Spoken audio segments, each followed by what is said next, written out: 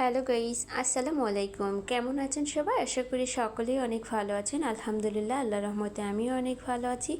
আজকে আমি মেটে আলু রান্না করব। মাটির নিচে যে আলুগুলো থাকে, অর্থাৎ আমরা বলি মেটে আলু, এই মেটে আলুটাকে রান্না করবে। তো মেটে আলুগুলো আমি সুন্দরভাবে কেটে ধুয়ে নিয়েছি। এখন একটা চুলায় আমি মাছ ভাজি করতে বসিয়ে দিয়েছি। এই আলুর তরকারিটা কিন্তু খুবই ভালো লাগে। ঝোল ঝোল আলুর তরকারি যে কোনো মাছ দিয়েই কিন্তু রান্না করলে কিন্তু অনেক মজা লাগে। তো চলুন আমি কিভাবে আলুর তরকারিটা রান্না করি সেটাই আপনাদের সঙ্গে আজকে শেয়ার করব। তো আমি তরকারিটা রান্না করার জন্য এখানে নিয়ে নিয়েছি প্রথমে একটা প্যান, আর বসিয়ে দিলাম তেল, আর তেলের ভিতর দিয়ে দিলাম পেঁয়াজ বাটা। পেঁয়াজ বাটাটা একটু বেশি পরিমাণ দিয়েছি। দিয়ে দিলাম স্বাদ মতো লবণ। এখানে আছে জিরা বাটা, আদা বাটা, রসুন বাটা, দারচিনি বাটা,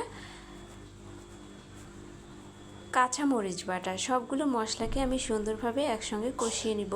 দিয়ে দিলাম পরিমাণ মতো হলুদের আর একটু ধনিয়ার গুঁড়া, একটু জিরার গুঁড়া। সবগুলো মশলাকে সুন্দরভাবে কষিয়ে নিব।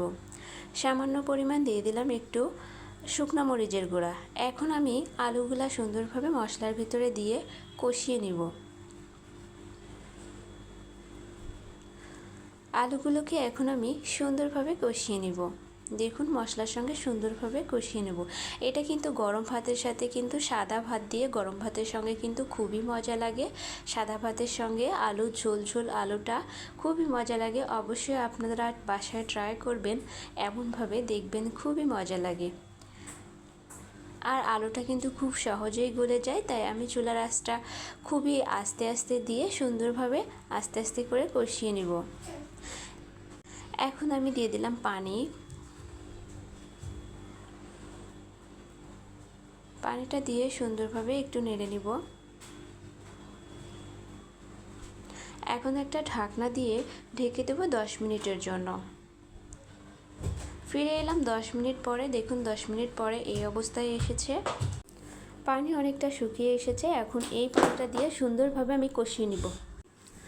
এখন আরেকটু সুন্দরভাবে কষিয়ে নিব সবগুলো মশলার সাহায্যে। দেখুন কত সুন্দর একটা লোভনীয় একটা কালার চলে আসছে। এখন আমি দিয়ে দেব ঝোলের পানি।